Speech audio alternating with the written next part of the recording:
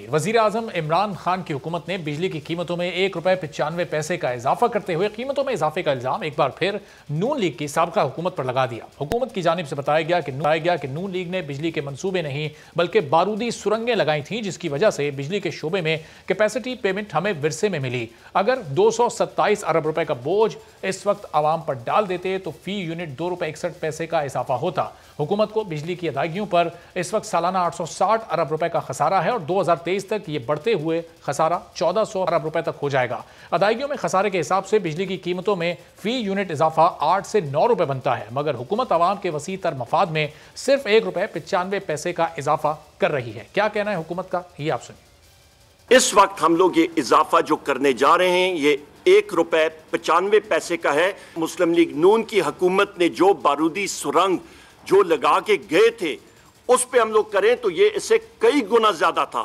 Capacity payments ये मुस्लिम league नून की हुकूमत ने हमें विरसे में दी। 227 अरब रुपए वो हमें विरसे में एक बारूदी सुरंग मिली, जो कि मुस्लिम लीग नून की हुकूमत ने दानिस्ता तौर पे बदनीयती के साथ ये मुआहदे किए। तहरीक इंसाफ की हुकूमत अपने इस 2.5 साला दौर में बिजली की कीमतों में अब तक कुल 6 बार इजाफा कर चुकी है। हुकूमत पहले ही बिजली सार्फिन पर 450 अरब रुपए से जायद का बोझ डाल चुकी है और हालिया बिजली की कीमतों में इजाफे के बाद बिजली सार्फिन पर मजीद 200 अरब रुपए का इजाफी बोझ पड़ेगा। तहरीक इंसाफ ने जब हुकूमत संभाली थी उस वक्त बिजली की कीमत ₹9.50 फी यूनिट थी और उस वक्त बिजली का बुनियादी टैरिफ ₹13.35 फी यूनिट है, जो हालिया इजाफे के बाद बिजली का बुनियादी टैरिफ बढ़ते हुए ₹15.30 फी यूनिट हो जाएगा। तहरीक इंसाफ की हुकूमत पिछले 2.5 सालों में बिजली की कीमतों में 5 बार पहले ही इजाफा कर चुकी है। इमरान खान ने वजीर आजम बनने के 5 माह बाद 1 जनवरी 2019 को ₹1.27 फी यूनिट बिजली महंगी की। दूसरी बार 1 जुलाई 2019 को बिजली ₹1.49 फी यूनिट महंगी की गई और बिजली की कीमतों में तीसरा इजाफा 53 पैसे फी यूनिट के हिसाब से किया गया।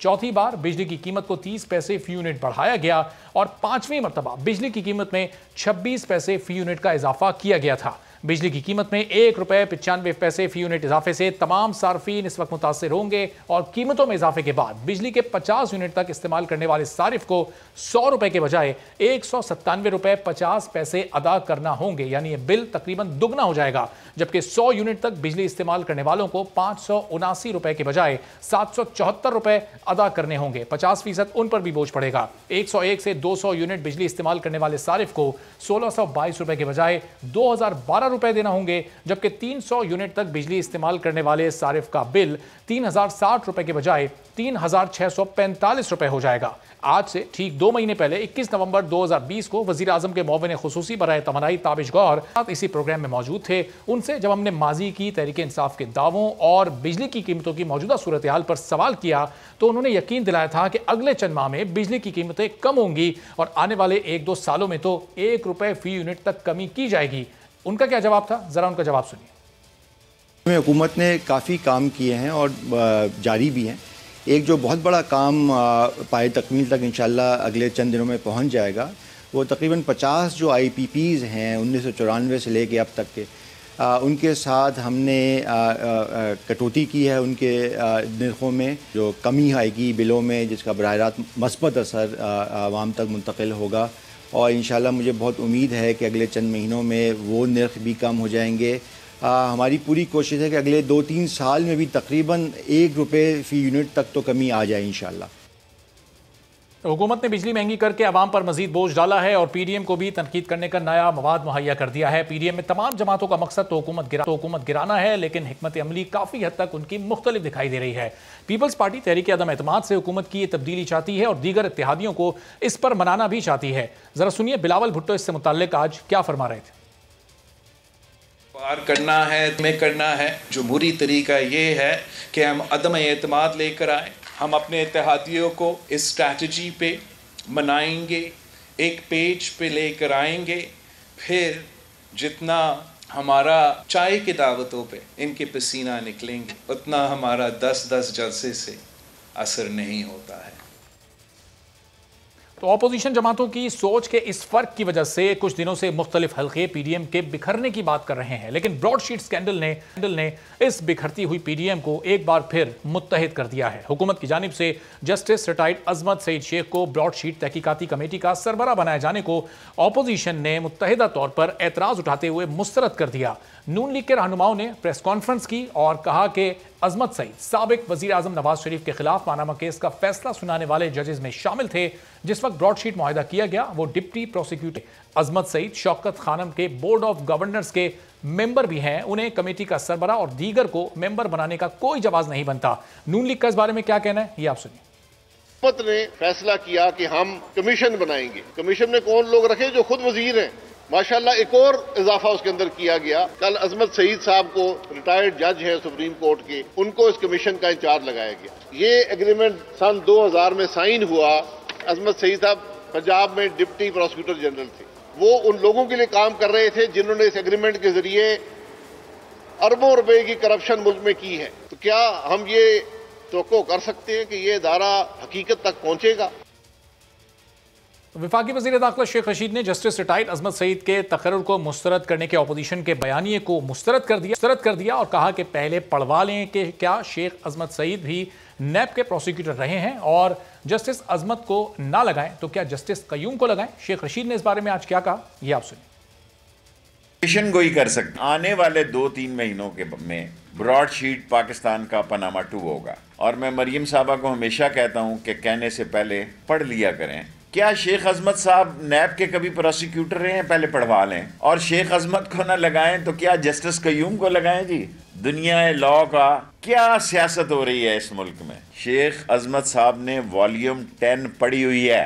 تو شیخ رشید صاحب پریس کانفرنس میں یہ کہہ رہے ہیں کہ کیا جسٹس عظمت سعید شیخ کو نہ لگایا جائے تو جسٹس قیوم کو لگایا جائے۔ اس پوری صورتحال پر گفتگو کرتے ہیں پاکستان پیپلز پارٹی کے سینئر رہنما قمر زمان قاہرہ صاحب ہمارے ساتھ موجود ہیں۔ قاہرہ صاحب بہت شکریہ پروگرام کے لیے آپ نے وقت نکالا۔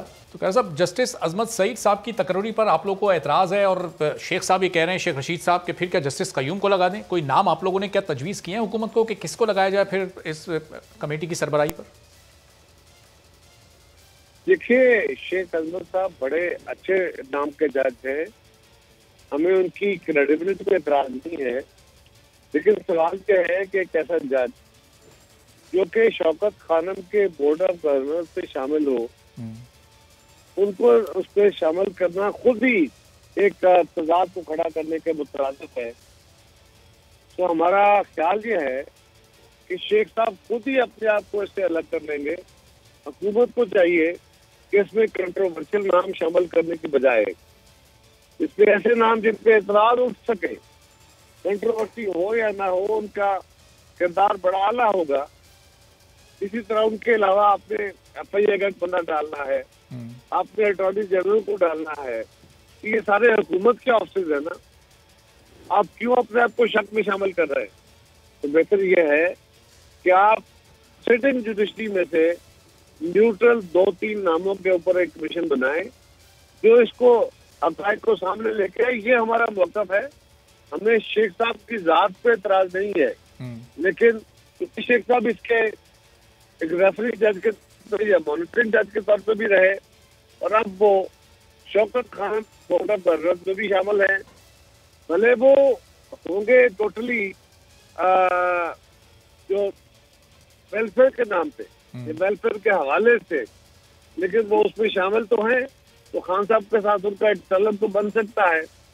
میں ذاتی طور پہ شیخ صاحب کا بڑا احترام کرتا ہوں اور سمجھتا ہوں کہ وہ کوئی غلط فیصلہ نہیں کریں گے، اور میں سمجھتا ہوں کہ شیخ صاحب خود ہی اس کیس سے اپنے آپ کو الگ کر لیں گے، لیکن حکومت کو چاہیے کہ اگر اس کا اندر ارادہ درست ہے تو وہ سٹنگ ججز کے اوپر 2-3 ججز کے ساتھ جو نیوٹرل ہے، جن کے اوپر اعتراض نہیں ہے، ان کے مشتمل کمیشن بنائیں تاکہ اس پہ کوئی اعتراض اٹھ نہ سکے۔ سبسکرائب کریں اور بیل دبائیں تاکہ کوئی خبر رہ نہ جائے۔